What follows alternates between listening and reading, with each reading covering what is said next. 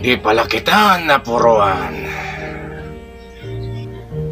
Doon ka nagkamali.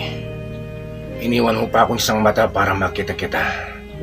Natatandaan mo ba yung mga kapitbahay ko nang pinatay mo? Nang walang awa, nang walang ginawa sa iyo ng masama o kasalanan. Kasing lamig ka pala ng bangkay kong pumatay. Baka naman iniisip mo kaya mong magtago sa organisasyon na habang panahon. Hindi ako nagtatago. Paano magtatago ang isang tao alam nila patay na, nailibing na at nakalimutan? Masyadong malaking tiwala mo sa sarili mo. Malaking tiwala ko sa akin sarili.